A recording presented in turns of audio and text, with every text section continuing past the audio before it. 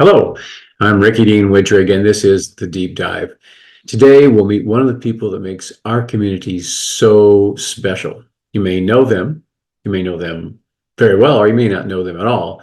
But either way, we're going to take a deep conversational dive with them and hear what makes them so unique and so interesting. So here we go on our deep dive of the day. Hello, Mr. Chandler. How are you today? Good. How are you, Mr. Rick? Well, I couldn't be better. It's a pleasure to be speaking with you and have you on the show today. I want to run down a few things for our guests and our listeners about you because you are an interesting human and you've got a lot going on. So I made some notes before we started here, so I just want to run by that real quick and uh, give them a small taste of what you're into. So I have here that you operate a legacy steel erection company that your father started. You Yes. run a cattle farm with Yes. horses and llamas and pigs and ducks and goats and dogs and cats and all that. Uh, All of the above. all of the above.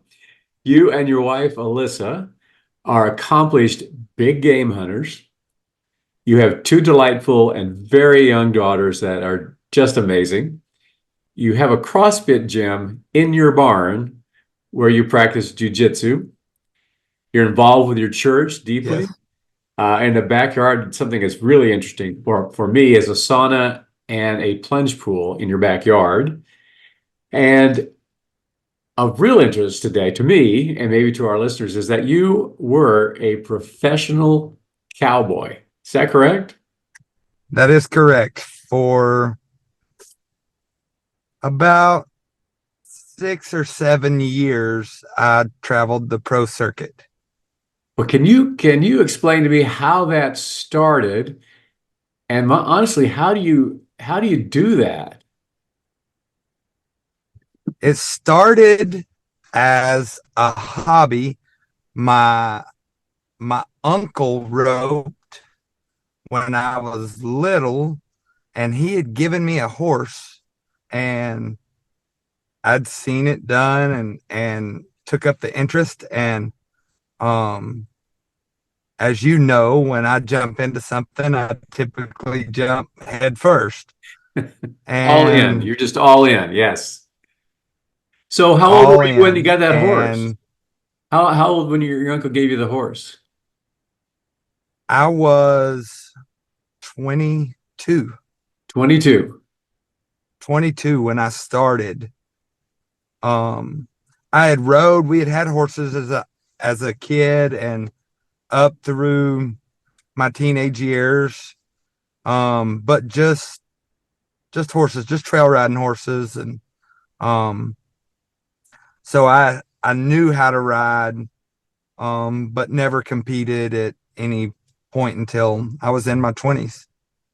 So did your uncle teach you to do this competition? And you are a a roper, a team roper, is that correct? A team roper. I was a header by profession. That's what I done Well, on you the have to pro explain circuit. that.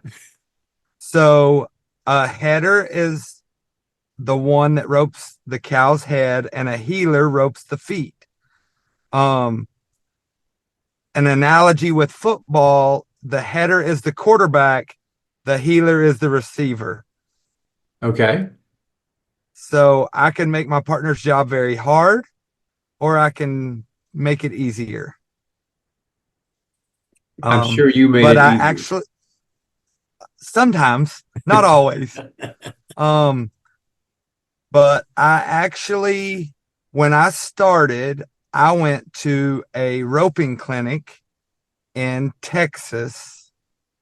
I hauled my horse to Texas and went to a roping clinic, um, from a professional at the time, and took um, a weekend long seminar from him, and then came home and carried on. And then throughout the years, as I was progressing, um, different different professionals, I'd done a couple more seminars before I actually went towards the pro circuit as I was progressing my career. Well, so that's a big jump. If you're doing something else, obviously you may have been working for your dad, you may have been working for somebody else, but to transition from an occupation, a 9 to 5, where you get a real guaranteed income to something that is not guaranteed, that's got to be a big jump to, just say, okay, yeah, I can do this. I can make money at this. I can support myself with this. And did you know Alyssa Yes. at the time? I did not. I met Alyssa through horses. Um, and I had started roping before we had met. Um, but I was working for my father and roping as I was learning on the side, and started picking up as I progressed, picking up um, training horses on the side, and that helped progress as I was spending. That made it easier to transition because I had income coming in outside of my 9 to 5 job with the horses, and then took the leap of the horses for a career because I knew I could always go back to construction. At the end of the day, I could go back to construction. That was a good place to be. That was a really good place to be. Your father had a great impact on the rest of your life then. Yes, he sure did. He's What was been a he good like? man. Is he still with you? He is still with us, and is he still ropes now. He actually started roping after I started roping, Really? and he still he tried to rope as I was a kid, but we didn't have the financial stability to put the money into it. And as life progressed and after I started roping, he got back into it, and he still ropes to this day, and that is his passion. That is his time passion. If he has time to do anything, he's going to rope. Wow. That's amazing. So you led your father to roping. He's following Yes. your path. Yes. We've traded roles. I run the construction company and he ropes, where he ran the construction company and I rope. So we've traded roles. That's a good transition. That works for everybody. That's amazing. Okay, so you are young and you're going from competition to competition, and to make this work, first of all, you have to be really good because it's paid by winning. Is that correct? I mean, it's It's like paid by winning. paid by winning. So for you to support yourself, that by definition is you actually were very good. And so, how did that work? Were you riding and roping every weekend? Is there enough business out there to keep you in the saddle, so The, to speak, for the whole the year? summertime is definitely a busier schedule. Um, Wintertime, there's still enough rodeos where you can go and ropings where you can go and make money in the wintertime. But a lot of times you're supplementing that with training horses for the public outside of that, outside of roping, because there's not as many rodeos to go to. It's kind of the down season, Hmm. but um summertime you go to one every day. Did you say every day? Every day.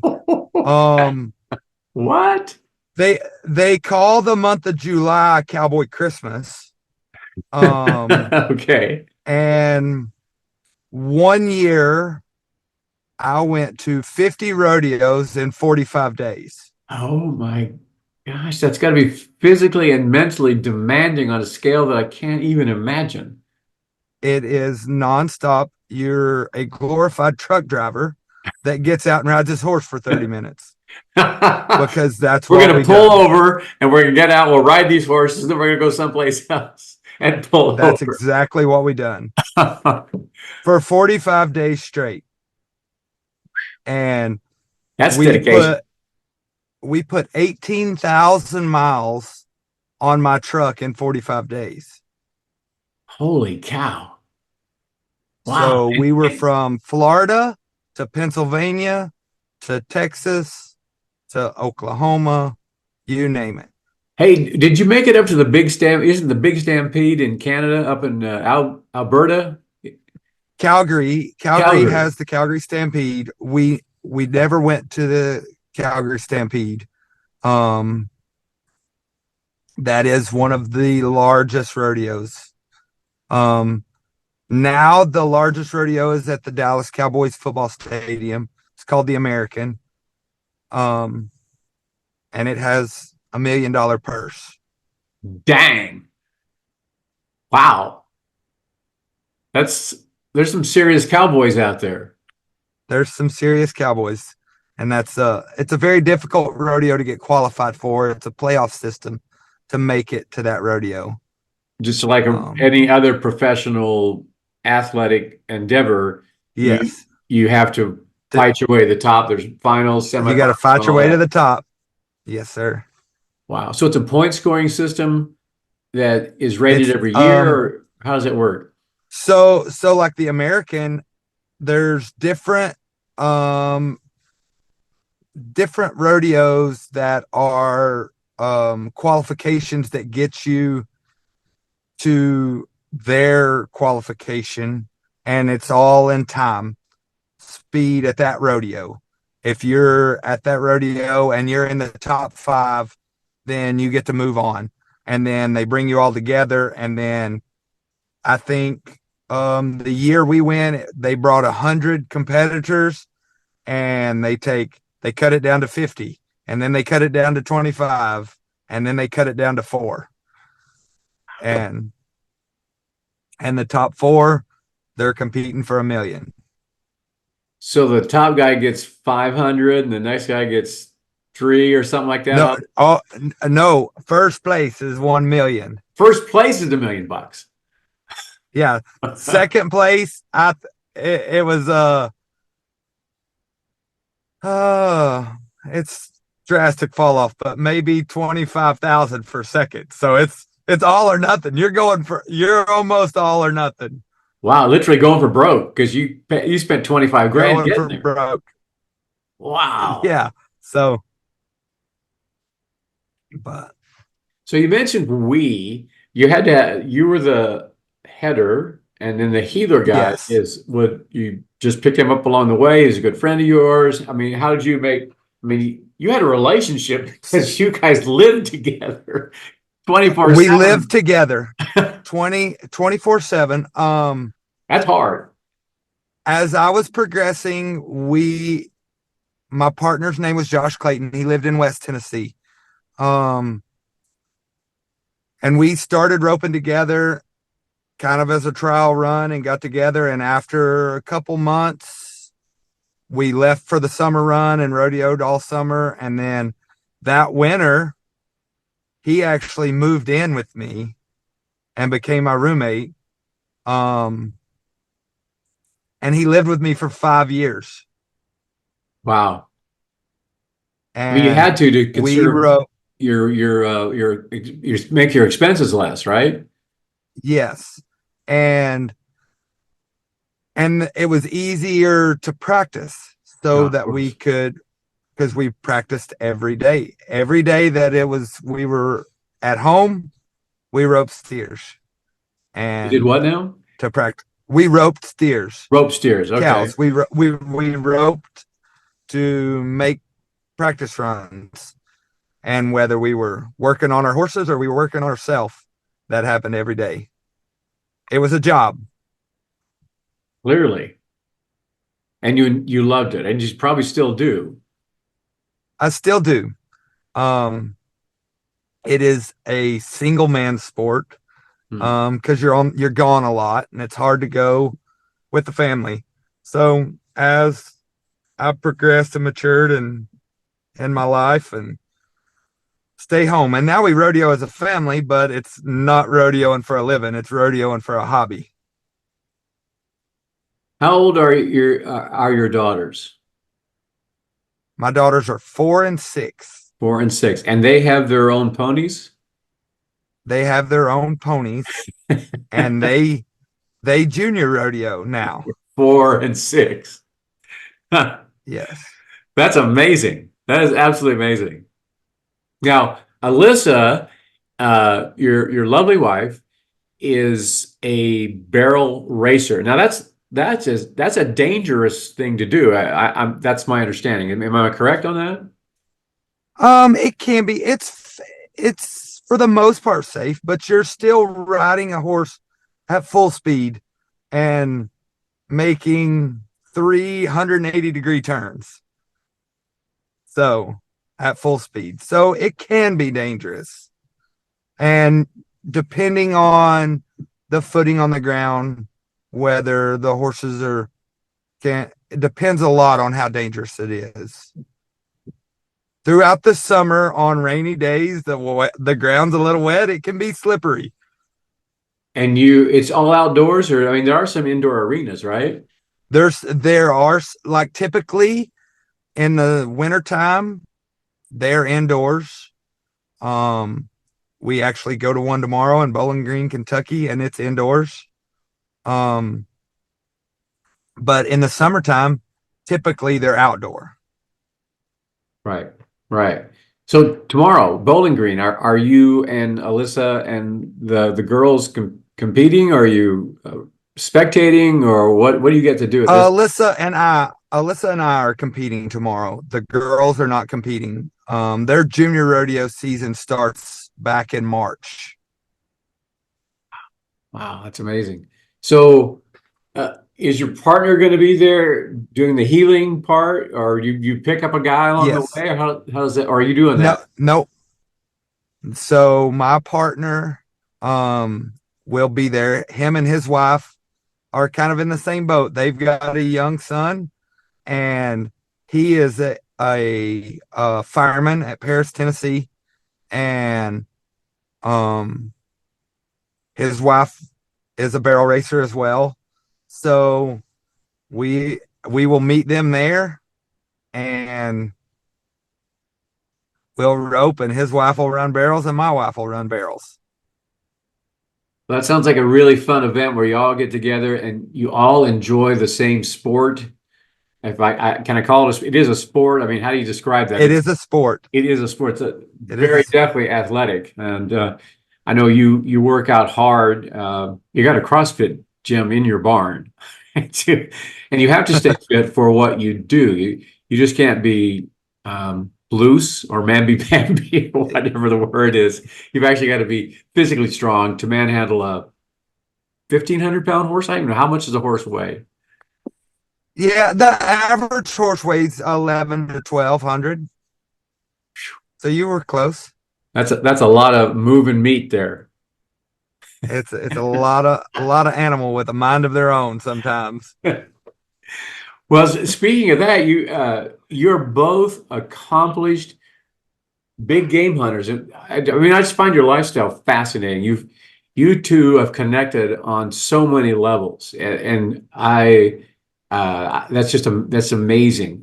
I mean, your family, your faith, your uh, well, your occupation, everything you do is all together, and for you to go out. I mean, I just really realized recently that Alyssa bagged an elk, was it in the A mule Rockies deer. somewhere?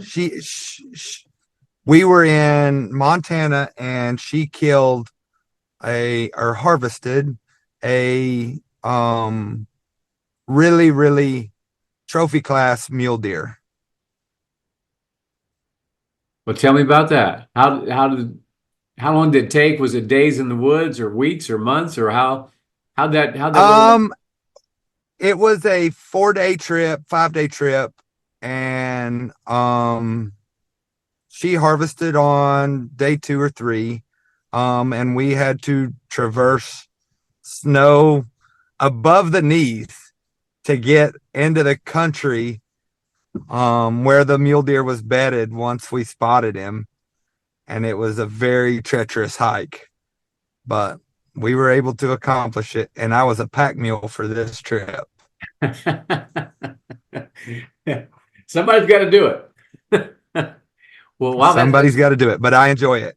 oh well, yeah, you're like backing up your wife. You're the caddy on the pro golf tour, calling the Yeah. shots, maybe letting her do her thing. Yep. That's amazing. So you get Yes. back, you're gonna It, have it it mounted, or how was that work?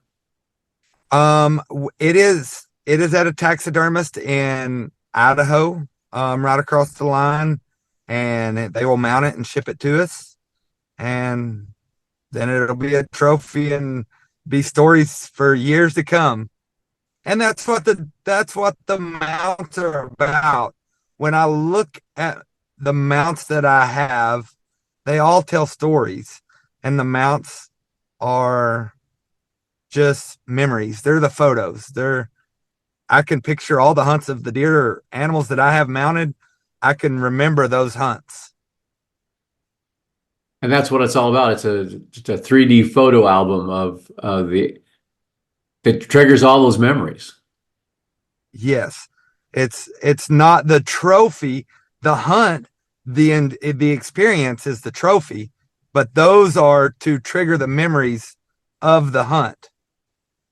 The mounts are just a trigger for the good part, which was Yes. and the camaraderie. I know if you go out with people, you're gonna have a bond Yes. that no one else has, right?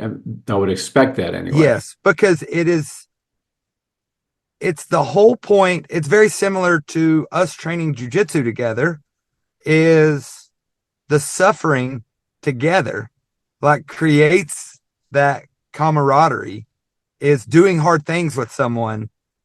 You gain respect with that person from doing hard things with them. And you learn a lot about them. I know for our listeners that Chris and I trained together for Brazilian Jiu-Jitsu, and he beats me up all the time. But he's very, very skilled, very talented, and we're forming we have a small group that we are forming a bond, and it is a shared experience that no one else can literally relate to because you're not there in the middle of it. So, what do you learn from jujitsu, Chris? What is jujitsu teaching you? Jiu-jitsu, it teaches discipline, and it's a release from the day, honestly, because it's I have to focus on what's happening there because you're literally trying to choke me. Yes, So or break your arm. if I'm not completely focused on that, and then I get distracted, and if I let the day distract me, you're going to best me, or you're going to possibly injure me. But Oh, we yeah. we train with care for Right. Yes. for our training partner. Yeah. It's not you're not out to harm them. You're out to train, and there's a Yes. line between that and actually hurting somebody. Although Yes. people get injured, it's part of the deal. Yes. So, uh, discipline from jujitsu. Have you found anything else out in there? What other things? It's brought a lot to my life, and I think it's brought more to you than just discipline. You are a disciplined person to start with. You have to be disciplined to go 45 days in a row and drag yourself all over the continent to do that type of work. So you already had a basis for that. It's very humbling as well. Um, I can remember the first class when I rolled. Um, I felt like I was fairly fit, pretty good sized guy. I felt like I should be able to hold my own. And you, How'd I that did go? not stand a chance. I did not stand a chance. A guy that I outweighed by 60 pounds choked me 4 times in 5 minutes and I couldn't stop him. So I was very Oh. humbled. And, um, but the, the challenge, I love the challenge of the problem solving Yes. because in jujitsu, you have to solve the most important problem first. So you have to prioritize and execute. If someone has your back, you can't escape the back if they're trying to choke you. You have to worry about the choke first. Then you can escape. So you have to prioritize and execute. And that's how I have to go about my life because I have a lot of irons in the fire. So I have to prioritize and execute. Whatever's the most demanding thing at the moment, that's what I have to deal with. That And let whatever else.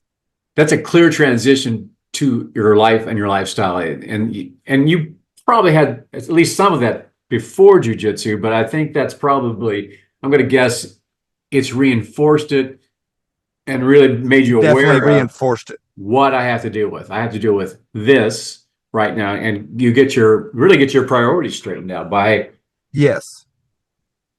Yes, absolutely. It definitely has reinforced it. well, Chris, we are reaching the end of our program today. Always a great time to talk with you, and I hope that you'll come back. We have more to talk about with you because you're a deep human being, and you've got a lot of things that I think people would want to hear. And you're a very kind guy. You're very intelligent, and this has been an honor to have you on today. So if you'll agree to it, we'll have you back later. Absolutely.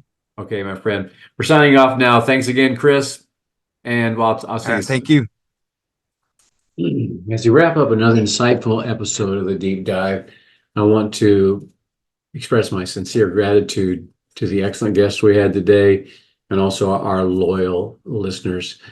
Special thanks go to our sponsors, Fire Pit Art, the best fire pits on the planet, and Powder Coat Art for high quality metal powder coating.